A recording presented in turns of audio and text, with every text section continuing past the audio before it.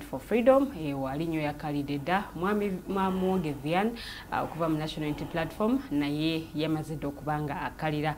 Tulindiridde mwami Sendagire Muhammad okuva mu National Resistance Movement abenga naye atwegattako naye nga mu buufu obwo ffe tujja genda maaso n'okubanga ate tubaweereza era nga tukola nga bwalaba entebe ye bagikutereddeko bulungi okulaga nti nkalu tannaba kubanga atwegattako, but anyway tekitugaana kubanga ate tutandika show yaffe ey'olunaku olwaleero tutunulira nsonga za byabufuzi era nga munnange tutunulira kiki oba oliawo ekikyalobedde abali ku ludda olwabula gavumenti okubanga batwala obuyinza mu kulonda kwa bonna okuwedde bw'otunulira abali ku ludda olwabula gavumenti performance yaabwe munnange vis-a-vis emyaka emirala egiyise ojja kwesanga nti wabaddewo enkyukakyuka awamu ne baba nga bawangudde mu by election ezisinga opposition tesobodde kubanga ate ejjawo oba evaawo n'akalulu. Twebuuza obuzibu buli ludda message yetannakwata bulungi bantu ba manifesto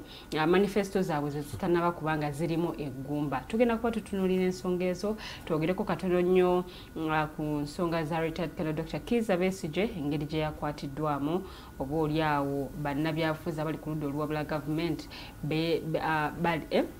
beteketereke batya mu kulonda kuno kwe tugenda mu 2026. Omukulembeze w'eggwanga General Kaguta Museveni naye ali mu kutalaga ggwanga okwongera okukkatiriza enjiri ya 4 Modo n'okwongera okulambula enteekateeka z'emyoga kuno kw'ossa ne parish development model we zituuse era nga baddeko mu bitundu by'eggwanga ebyenjawulo yabadde teeseeyo nayo gye yalambudde naga tagenda kuttira ku liiso omuntu yenna anaasangibwa nga yeenyigidde mu kulya ssente zino eziteereddwawo okuyamba okujja bannayuganda mu bwavu. So tutambula ffenna osobola okuteesa ng'okozesa comment section ku mikutu gyaffe The Alternative Uganda ne Digital TV ate osobola okuba nga oyita so nga ate YouTube channel yaffe eri The Alternative Uganda. Tuli live ku platforms ezo ebbiri osobola okuba nga ate oyita. Omuzindalo guno kansooke ngwejjeko ngukwase mwami Mayanja so kalamuse kuba tulaba n'oluvannyuma nyanirize mwami Muwonge naye abenga akwakizaawo. Mwami Mayanja lamusa kuba tulaba.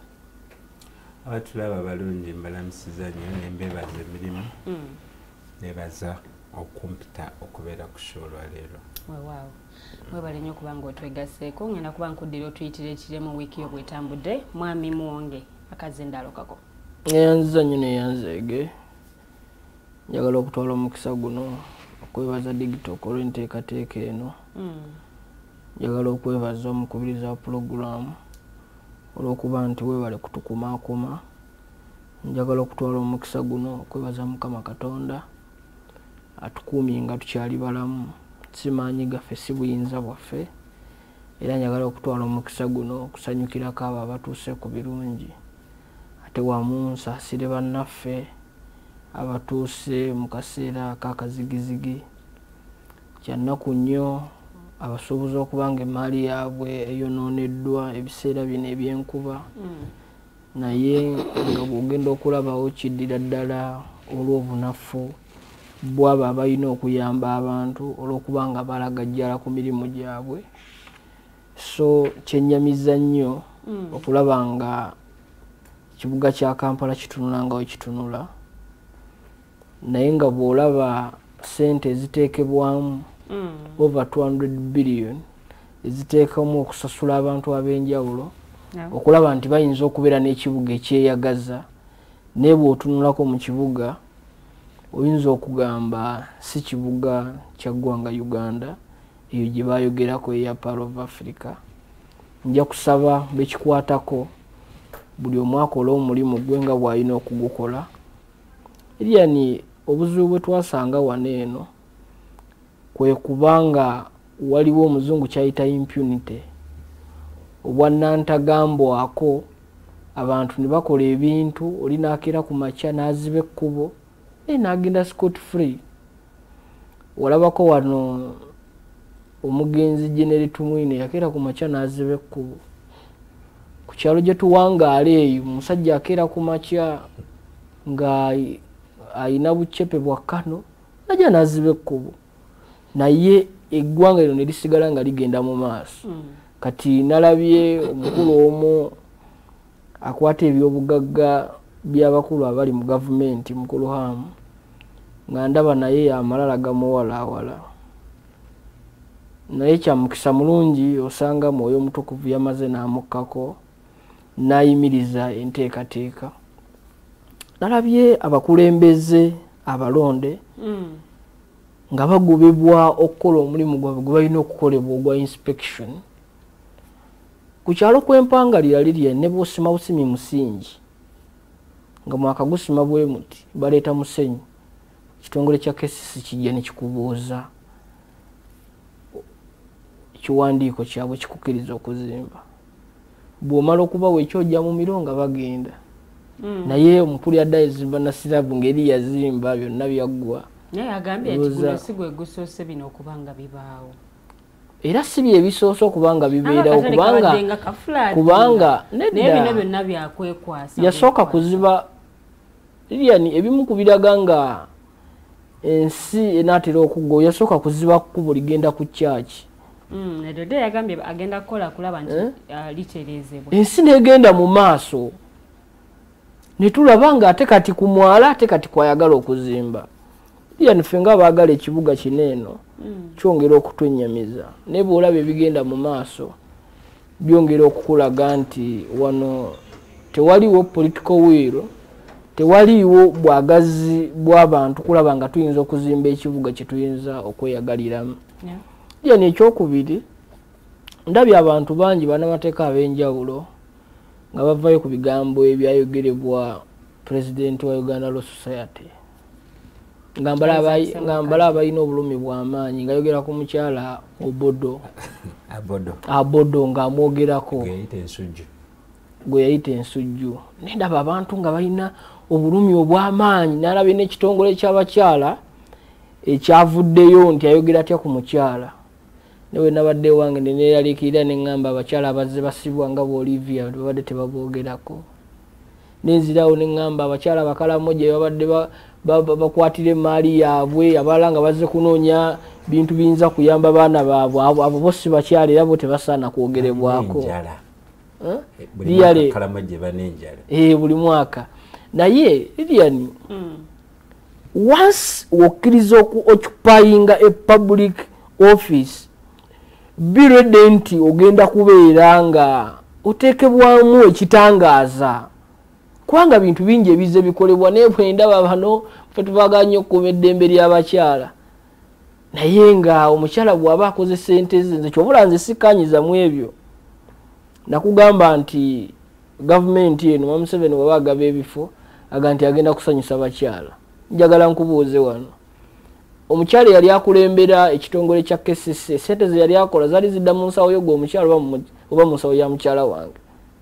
Ssente entaale ziba ziddawo batutaddemu embeera etulowoozesa nti gundi bw'abeerawo nti nga mukyala nti ekyo kyamaanyi nnyo nti ssente era mwena nedda ssente zigenda wa Lilian oba tezigenda wa mukyala wange. Anti era yengeri yeemu omwami era bw'abeera mu kifo ekyo ssente era ziba zigenda. Ziba zizze kyengeze. Teri musajja gwe bawa kifo kusanyusa basajja.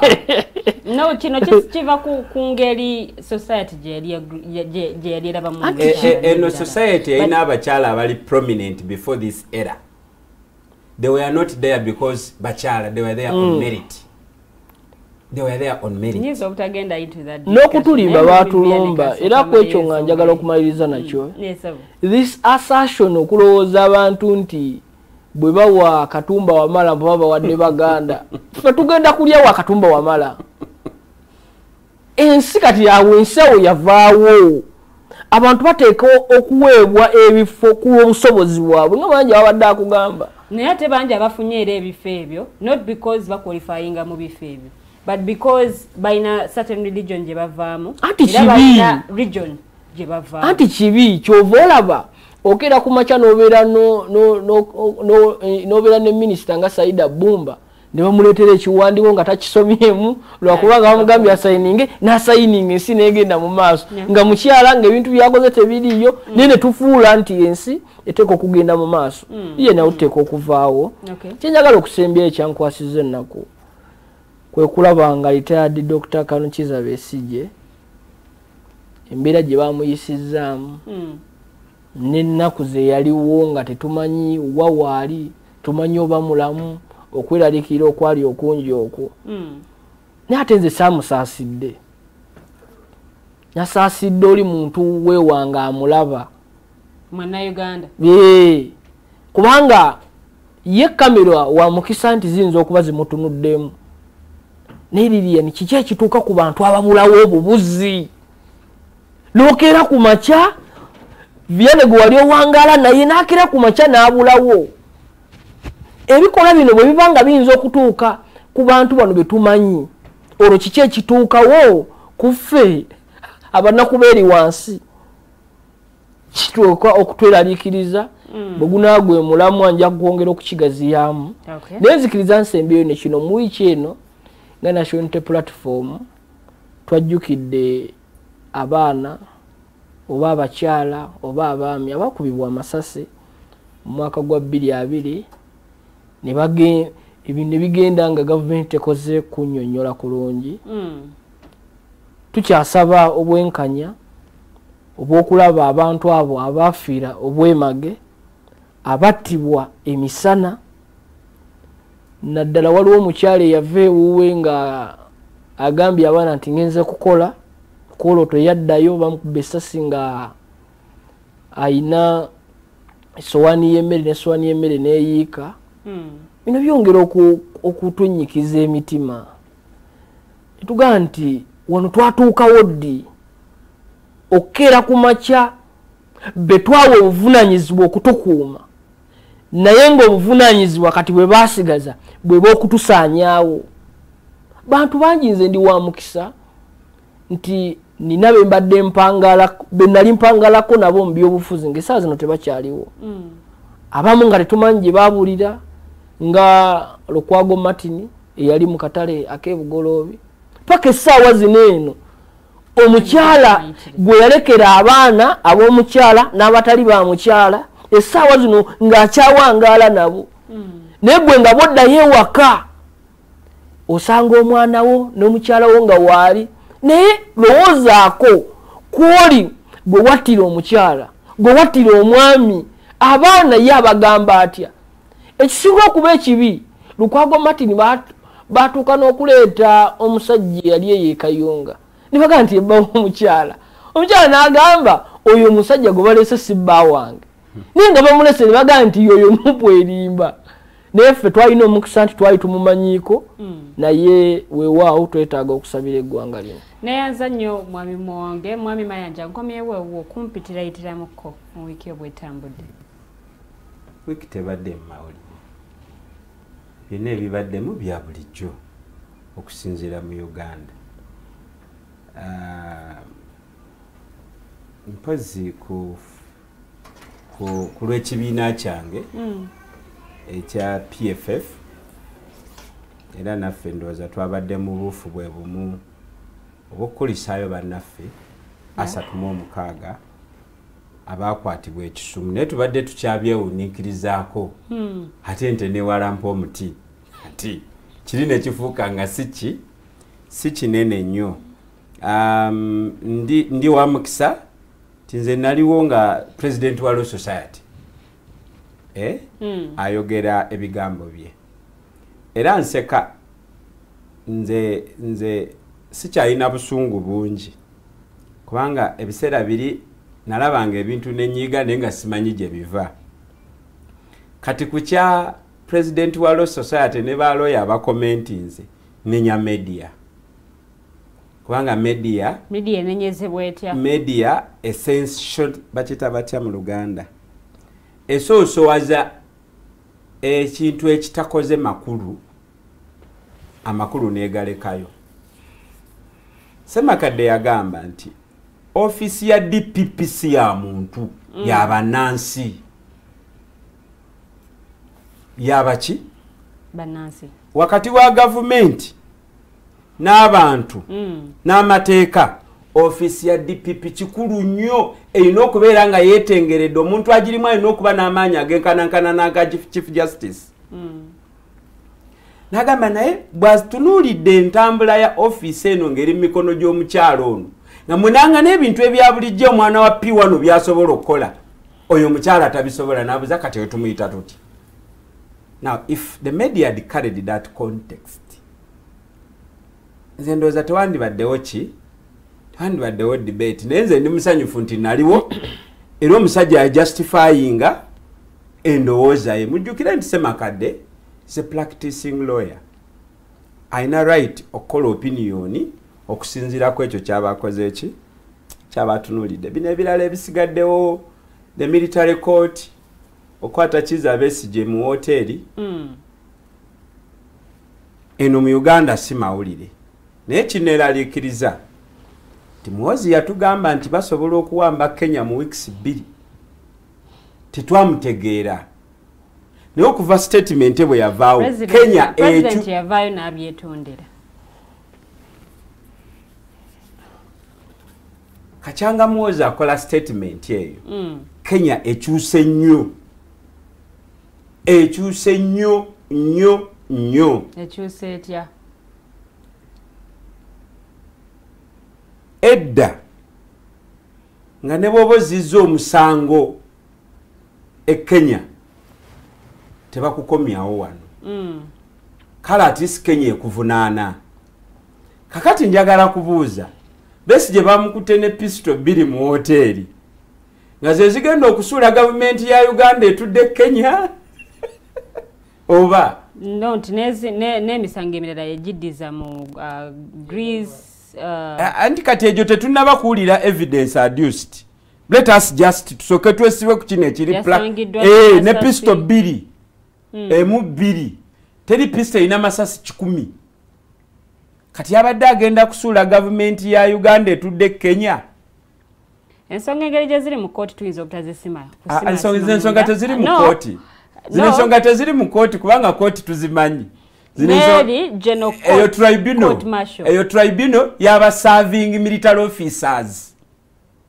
Omanyi, that's why we go wrong. To normalizing ekibi, obuseegu tubufuula obugunjufu. Eyo si kooti. Eyo si kooti. Yabadde muki? Eyo tribunal yaba Sentalo. Lilian, pistol abantu baza applyingira ne bazifuna mu kibuga nsobola okusomera ku bantu 85 abatambula nazo. Kyabugwagwa nnyo abantu balina license okuba ne pistol ezo. Batugambye zino zo bazogeddeko nga za UPDF za Putin zani. Baleme kutuwa kitono.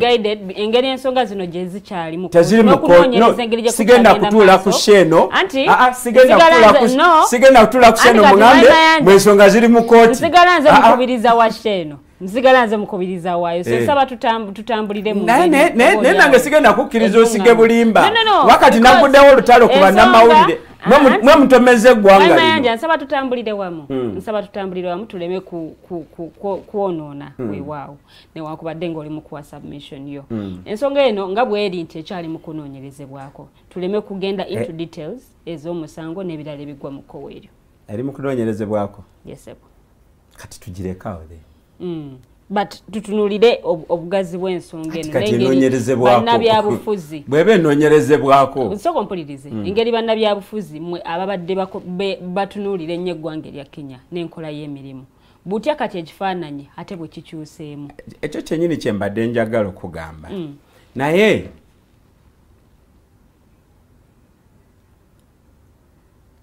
tosobola kujjanja balumbe lw'otategedde. Tosobola kujjanja lumbe lw'otategedde. Kino kye tulengera ekye Kenya, it is just a tip. Bweba ntugga tulabye matu.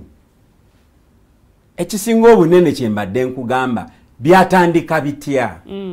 Bitandikira ku ffe okukkiriza obuseegu nti bugunjufu, okukkiriza ekyo ekintu nti kooti. Ne tutuula wano nti kooti later on ne tujustifyinga mbw'okunoonyereza. Nze ndi omu ku badvocate abagamba nti akaseera katuuse era ensonga lwaki ebigambo bya Ssemakadde byansanyudde. Ebitongole byaffe ebyokwerinda tubiwadde kingi nnyo. kingi nnyo oli ajja kujja aga nti ono Vianney bamusanze ne mizairo asula muzigo gwa sentimita 12 ku mukaga ndi bamusanze ne mizairo bamukwate bamuteeke mu kooti gwe lipoto je wano gambe okusinzira kunoonyereza Vianney bamusanze ne mizairo and omuntu wa wansi akitwale nti gospel truth walina okubawo omuntu atunuulira ebituleeteddwa tubikubemu ebituli bwe bibanga ddala bya kisiru because kiki ekikwalifayinga okulya mu nsi olukwe pisto 2 oba kubeera mu hoteli Kenya. Do you get my point? Kiki ekikwalifayinga nakugamba nina obulumi Jamiru mukuru eyalina ekibiina ky'abayeekera nga tekirina mundu emu naye nga kirina nnyingi nnyo kiri ku lutinza abaana abatano so force and so force ali mu General Court Martial kati nange ntuze guno omutwe gwange and I get fooled from morning up to evening no so kyovala nkugambe nti wano tewabadde mawulire this week bino bya bulijjo tuze tubiraba Museveni yafuuka kapa mu lutalo lweruweero it's the same siasa again and again nalabeko banabyafuza abamu nga bagamba nti Kenya tekyali safe eri baba badde baddukirayo okufuna obubudamu n'ebirala nabadde nkola statement eyo no interrupting olaka nawo badde olina byoyisawo bwana nakugambe nagudde olutalo kuba namawulire mwe mututusizawo nakugambe nti obadde oli mu depth ya mbadde ntunuulira no nakugambye nti waliwo omuntu eyakola statement ne tutagitegeera ate nongamba naye omukulembeze yavaayo n'agyogerako kyongera nakunnenyamiza kubanga omukulembeze kyeyali atugamba mwana ono lwaki ayogedde byadde talina kwogera okuva nze bwe mbadde ngezaako okuzza olutambi emabega neebuuze Kenya yatandise ddi Muwozi kasita yagamba nti tusobola okuwamba Nairobi mu weeks 2 yayogerera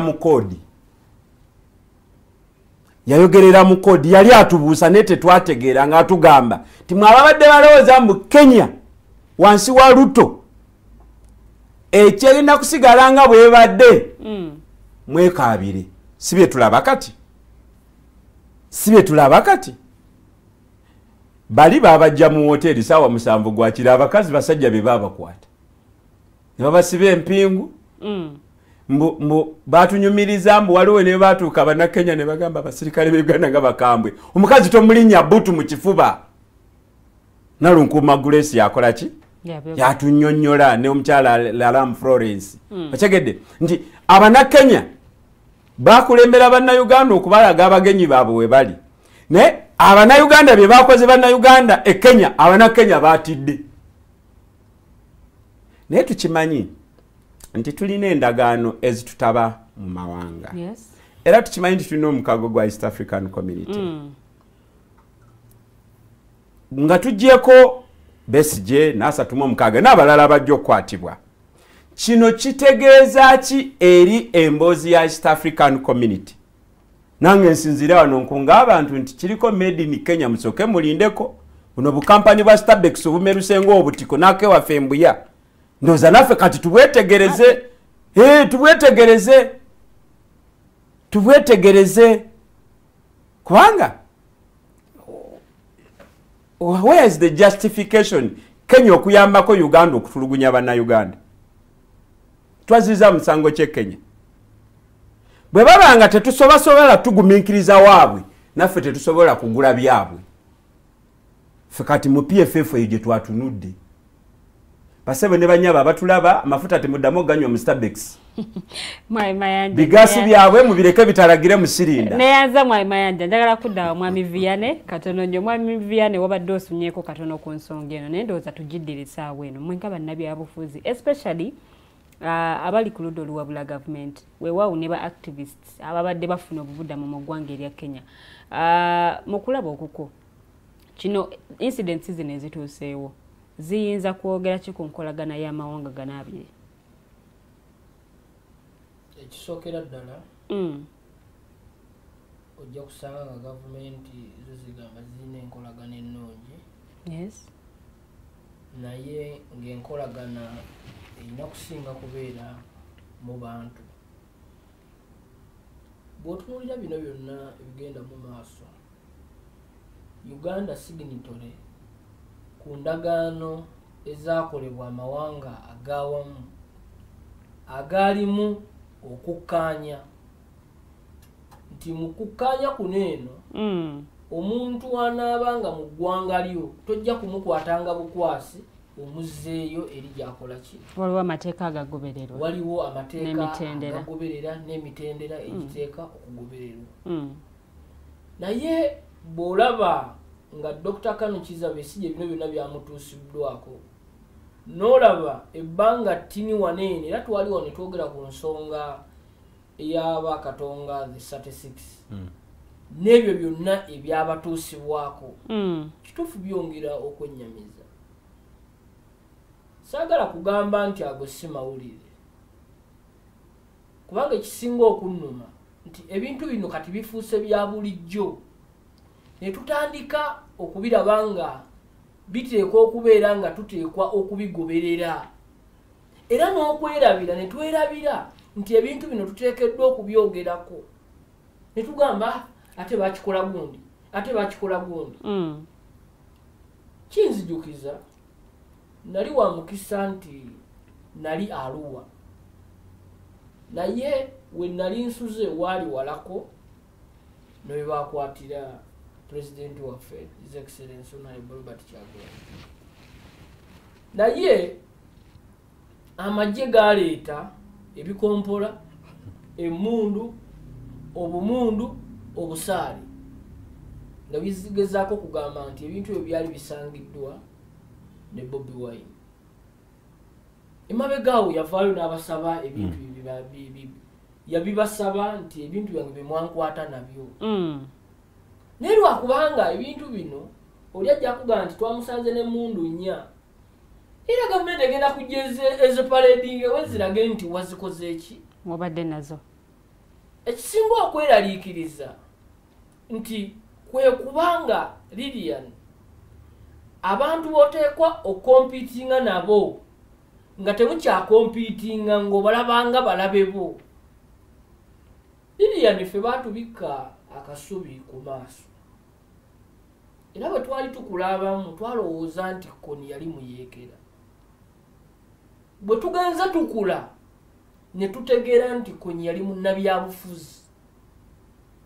But because Mwai Museveni ekyakikoze waneeno internally nakikola internationally okulaga abantu abamuvuganya nti bayeekera. Era okusobola okusanga omuntu nga naye nga muyabayaba nga ase tagoberera bintu bino. Ebimu ku ebyo ebyeyoleka bw'abanga ne Koni yali muyeekera nga gavumenti eno wezze tugamba ng'abantu yali ayagala okukulembera gavumenti eno yatulaga nti yabasalangako emimwa. Koni yayagala kukulembera abantu bataliiko mimwa era Koni bwe yali asala ye yalondayo bakabira ye. Ebintu bino eno bw'obanga tobitadde mu mmeeza n'otandika okubayiza kati nga nti bwe babanga ine eggwanga lye lyawangaaliramu tagenze mu Buganda waneeno tagenze mu Western asigadde waawo kikwetagisa okuddamu okufumintiriza n'okumanya nti eno gavumenti kyetulaga si kituufu. Bwe watuukawo Mwai Museveni ng'afunye obutakkaanya n'Oweerenzululu brigade ebiseera ebyo Relu yakwata amagye yali CDF ng'ensonga naye nga tazimanyiiko n'agenda n'akuba abantu n'akuba abaana n'akuba abakyala n'akuba abakadde. Ate bwe bamala abo abaasigalawo ne babakwata ne bagenda ne babakaliga emyaka 7. Bakompetita bo abantu abakuvuganya n'okera ku makya mu Rwenzururu sub-region FDC ne kuba yakalulu then n'omanya nti abantu betwalibadde kubanga mu mupiira njagala okukanya nti waliwo we bajja okukuwangula nawe waliwo ojja okuwangula naye tuzannyira mu kasaawe nga oli ewo waliyo busubi eno nga waliyo maggwa. Kyova olaba gwe okusalawo obusazi noga nti kati nze ndi munnuupu oteeka okubeerayo nga n'okulaama walaama kubanga kyonna ekikutuukako kyova olaba nzikanya ne Mayanja bwe tubadde wano mu break abagamba nti wateekwa okubeerawo bye tukkaanyaako naye tujja kubikkaanyaako nga political environment nga tumaze okusima omusingi. Bwe tunaba tetusimye musingi bino byonna bye twogerako ebyenfuna tebijja kukola kubanga ekikola ebyenfuna by'ebyobufuzi. Bwe tuli balirya tetutereezezza byabufuzi ne tubeera ne bannabyabufuzi nga balaba abantu bebakulembera nga babalaba ng'abalabe nga bakeera ku makya oli n'agantira kwena naye mutujju n'amuleetera byonna byamuleetera n'akola abantu tebattingana ne tujja ne tugamba nti ebyokwerinda birungi. Kyova olaba ngamba ensonga ya Dr. Kano Kizza Besigye erimu ensonga nyingi. Yes. Kubanga bw'oteekako galubindi z'ebyobufuzi n'okwekizamininga n'ogaa nti kubanga waliwo ebintu ebikolebwa nga bisooka kuleetebwa ku political desk political commission n'abiweeyinga Museveni n'abiweeyinga nagaa nti kati wano we mukwata wano si mukwata okitegeera kati nga bwola nti embeera eno wano waliwo bannabyabufuzi kati botasobola kukwatako kati aweeyinga. Kati ffe mu byobufuzi gye tutuula twebuuza lwaki mu kaseera kaneeno akutte political player mu byobufuzi. Bw'ogenda okunoonyereza era kino njagala opposition ekiyigemu nti obutego buno bw'olaba batega tuteekwa okubukozesa ng'ate tulumbisa 442. Oli ayinza okulowooza nti National Unity Platform egenda kulumba PFF erowooza nti egijjeeko gundi. Kati waneeno National Unity Platform kyerina okubeerako kulaba ng'ebanja okulaba ng'omukulu Dr. Kano Kizza Besigye afuna obwenkanya. Kubanga lwaki olunaku olwaleero Dr. Kano Kizza Besigye yali eruzira. Tugenda kuddano nga Mayanja yali eruzira. Kitegeeza eno it is like a viscous circle fena tuyitamu buyisi okulanga gye tukola ki. But tuteekwa okudda ku drawing board okumanya circumstances ze tuoperatingiramu n'okumanya engeri gye tugenda okuyingiramu olutabaalo ne tukendeeza n'ebyo ebitukuba kubanga tulina bingi ebitukuba. Nakugamba ebimu ku bisinga okutukuba kwe kubanga okweyagaliza si kubi kya buntu naye okweyagaliza bwe kusukka ebigendererwa ebikulu ate nako kufuuka kwa bulabe. Kyovula n'abasawo bakugamba nti bw'oba ogenda okunywa sukaali nywako musaamusaamu kubanga wonywa omungi oyinza okumaliriza nga ofunye endwadde endala. Kati n'essaawa zino eno bwe nkugamba ebigendererwa oli atunuulira ntera nnyo gamba mukulu wange ono Mayanja ti oli atunuulira Mayanja nabeeno mu National Unity Platform nalabanga Mayanja ali kumpi ne Dr. Kano Kizza Besigye nayanguga ati tulina kwegatta kubanga oyo mulabe oli mulabe kubanga atidde ono nti wanajja ku mmeeza nyinza okumaliza nga nkoze eki nga nfuluma. So ekyo kituleeta ku nsonga enkulu tuteeka okugjayo ekifaananyi ekisinga obukulu naye ebikolwa bino ebikolebwa n'okutwalibwa abantu mu kkooti y'amagye kyekiseera kati bannayuganda tubeeko kye tutandika okwekolerawo. Mu musango gwa Michael Kabazigoloka era ensonga eno ya raising ne waba nti waliwo ekyasalibwawo naye ate gye tutulaba nti kiteekebwa mu nkola newankubadde nga waliwo okujulira. Liliani kyova olaba nze siina nnyo bwesige mu kkooti za wano naye ate waliwo abafunyeeyo obuwanguzi kkooti za wano era obwesige n'ebyo byotera okulaba nti ebifuniddwayo ebimu bibeera byakagenderera sugar coating okulaga nti ekitongole kirina byekikola naye tetusobola kubeera myaka 3 waneeno nga Court of Appeal yali yasalawo musango negenda mu Supreme Court yasaatu nejjero n'akola stay omuntu omu bwati n'akola stay n'agaa nti kitujja tukiyimiriza eno kooti egireeyo emyaka 3 down the road. Nze nga byane siyinza kubeera mu bwesigwa na kooti eno kyovola bankugamba kooti za wano ziringa nyumba ya Nabbubi. Nabbubi ekwata buuka butinitini naye bw'ona asanga ebiwuka ebinene tejja kubikwata. Walaba wano Abodo bye yali akola bwe twatuuka nga Bakasayija amabaati basangiddwa naggo lubona. Anita Amongo nga amabaati agayina lubona. Abodo bwe yakola egundi yayanguwa okugamba Matia Kasayija ne banne mbajjeeko emisango. Yakikola ne Kayihura. Abantu beekuŋŋaanya ne bawabira Kayihura nga bayita mu mwaganyo gwa private prosecution. Kikkirizibwa mu mateeka ga wano. Naye muliko ka disclaimer nti naye ye office ya DPP at any opportune time esobola okutaking over those private kye baakola. Nga tuli ku kooti e Makindi office ya DPP neyingira mu kooti nega nti omusango tugututte. Tugambo kale katulinde DPP okuleeta Inspector General of Police muki weeks bili nega nti we have lost interest byakomaawo. Njagala kumaliza nga yes omukulu Vian bwe bayisizaawo Dr. Kanukiza Besigye nga bamutwala e Luzira nabadde kitintale ku stage.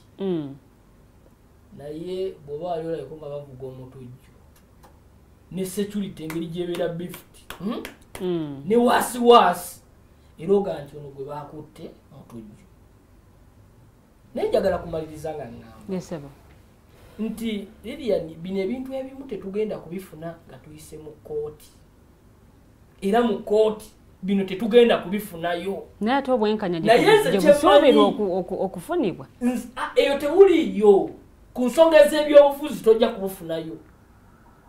Ku nsonga z'oyinza okugamba bino kusimanyanga memba wa palamenti alopye munne ebyo musobola okugenda wali eri kooti negamba nababbo nekwata kooti negamba nti gundi bamuwe.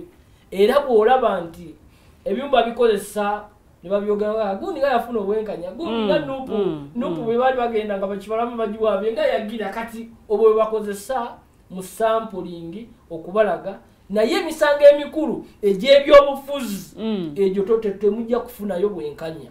Kyova olaba abantu abatulaba naffe abakulembeze baabwe tulina kati okukyusa ku approach kubanga wano tewaliwo rule of law. Nze I personally believe tibwe tubanga tusazeewo olunaku olwaleero Bannayuganda nga bagaye nti tetukyayagala civilian gena mu kooti y'amagye olunaku olwaleero mu nnaku 2 gavumenti esobola kuddamu kukikola. Tesobola kuddamu kutwala mayanja mu kooti y'amagye. Nze nkubuulira. Okay. Neyanzige mwami Muwonge. Mwami Mayanja tatuwunzeko ensonga eno naye kyendaga tuwunzike nakyo. Ennambika y'amateeka eyawula nti wano kuwono gajja kola kuno tegajja kola. Because owadde incident ya Jamil Mukulu. Okuba nti tatryingiddwa mu court martial naye nga ate waliwo abalala betulabyeko babasimbiddwa mu general court martial. Oli yagambye nti DPP is a pumpkin. Nange nkiddamu DPP pumpkin. Sujju. Naye kino nadde njagala kyogera nga tugenze ku mulama gwe tulimu. Lilian, entaputa y'amateeka n'enkozesa yaago esinziira ku state conduct and morality of that state eri ba citizens of that state. Waliwo omwami gwe mubadde nga mukyaza wano ng'ayogera ebigambo naye ng'abantu tebabitegeera nti eyawamba wano teyawamba Radio Uganda nga bwe baatugambanga nti bawamba Radio Uganda ne balangirira. Yawamba obuyinza bw'abantu ne institution z'abantu n'afuuka zo kati ebintu bikola okusinziira ku interest ye. Yes, if President Museveni wants mayanja nga nzibye essimu nsonyiibwa gwe bw'oba gw'ogibye state eva gwe bayita omukono ogw'amateeka ogw'ekyuma omuwanvu ogwo gukukima. Eyo yenkola ya President Museveni ne state gyakola ki gyakulembera. Ne Lilian nze ng'omuntu ntera nnyo kibagamba ne musekerera olw'okuba nsife waffe twakulira bukunja abasezi tubeera nabo waliwo ebitakyatwewuunyisa omusezi tangana kwebaka agenda kusera agende naye bw'obanga okoyo omusezi okusera what do you do osenguka President Museveni tutudde wano ne tugamba he is a military dictator. He is a belligerent, brutal dictator. Katale tumwagala yeeyise nga Archbishop. Do you get my point? Museveni kino kyatuwa ekyo kyali era nze bulijjo mulinda ayongere okujjayo ku kalazi z'entuufu tumudiscussing mu formation yeki President Museveni takkiriza mateeka. That is why Attorney General without justification asobola okuproceedinga matter mu Supreme Court and we continue as normal. Nze kasita bakwata Luther Ferdinand n'ekiddole ekyo kye yakuba emboko ku junction ya Entebbe Road oluvannyuma lwa kalulu n'agenda mu military court n'amalayo omwaka n'entegeera nti wano buli muntu ali ku lulwe era nze n'ebintu bibiri bye nasalawo kukola naye saali wa kubitongoleza mu kamera because I am on my own. Security yange nze njyekolera ne Uganda nze mmanyi bwenja appreciating. Okay. Kati gwali eyo ng'alowooza mbu tulina ekkooti. Ti enfuga y'amateeka kwanga liya nkugambye. Ti mawanga amalala. Bwe bakuteekako emisango. Waliwo atunuulira obujulizi nagana ebino tebigenda mu kkooti. Nze nsiba sente nti ku misango 10 oba 10 egiva ku poliisi nga girikomendingiddwa mu kkooti gyonna gikola ki gigenda maaso g'omulamuzi naye ku misango egyo 10 73 gifuula obutaba na bujulizi neweebuuza tiye yagisanctioninze yabadde anywedde mwenge ki tuguje mu mabaala agaffe oba ekitegedde. Yes. Naye eno mboozi ngazi si kirungi tulondobeyo ku obuntu obutinitini ng'obwo tuddeyo tutunulire ku ntandikwa kubanga awo we twaviira ku ki ku mulamwa. Okay. Abantu mu Uganda tebalina bwannansi obubonero bwe buli bungi nnyo obulaga ekyo bw'oba tetulina bunnansi tetulina na right kubuuza bibuuzo bino bano batuyamba buyambi era oli ajja kugamba nojja noyogera ku gavumenti noddayo eka ne weebaka. That is how we are reduced to. Oba ekitegedde so nze kati njagala nnyo to discussing the broader concept okusinga okudwellinga ennyo ku ki ku buno obusymptom kubanga leero tuget discussing Besigye naye ndabula tujjako era enkya nga Kabaka Mutebi oba Kalidinaali nga bali mu General Court Martial tugenda keera enkya lunaku lumu nze baayo Kyamasiro nali simanyi nti eyo Kyamasiro asobola osigala nga mulamu ne tugenda keera enkya nga Kabaka Mutebi gwe batadde mu kaguli ka General Court Martial nga ye mulamula oba Kalidinaali. You see? You see? Okay. Mwami Mayanja ngowunzeka ku nsonga eno. So nze ndowooza nti omulimu gwange nga Mayanja kwe kugaziriza abantu ekintu kino bakirabe ne kwebyo bye batunulako naye ne batateekako mwoyo. Kino ekya General Court Martial egenda kufuuka tulusolo Musamakadi yatugambako nenomane nakimuwandikidde nako. Musamakadi yatugamba nti abantu bwe bataasituke kulwanyisa General Court Martial kugijjawo ekiseera kigenda tuuka nga eri bize n'okusinga kooti ya KCC buli muntu candidate lwaki bajjanga kukwata bagambe nti twasangiddwa n'ebyefaananyiriza n'abyamagye nga bakupaledinga. Procedure za General Court Martial tezikubaganyizibwako birowoozo kubanga mu kooti zino ezaffe ez'aba civilian ne bannamagye mwe bajja sometimes bamanyi procedure owaabirwa olina omukisa okusaba beyiro ne bwoba togisabye oluvannyuma lw'ennaku bweziti nga tebagikuwadde era waliwo eri mandatory state bond and what have you obujulizi bulina kuva side eno process tukola ki eya General Court Martial temanyikiddwa okiwulira naye nesigala ng'etambula kibula nze ŋŋamba nti bwe tutalage bantu bintu bino tujja kuddanga wano leero bakutte Besigye abamu tuli bennyamivu abalala basanyufu naye tulitunula tutya nga kabaka wa Buganda bamutadde mu General Court Martial kuba bajja muteekayo. Okay, neyanziza neyanzege mwami Mayanja tugendagenda muko katono nnyo bwe tukomawo tudda mu ssaawa yaffe ey'okubiri ate okwongera okuttaanya ku nsonga z'ebyobufuzi nga bwe zitambula mu ggwanga tutunuulira abali ku ludda olubuwa lwa gavumenti obuzi obuli ki obubalemeseza okubanga obaolyawo batuuka ku kiruubirirwa kyabwe oba ekyo kye batera okugamba bannayuganda ekibatwala mu byobufuzi bino tuwumula mu katono nnyo ekyali voltage kewa amasannyalaze gennyini tukomawo temuvaawo.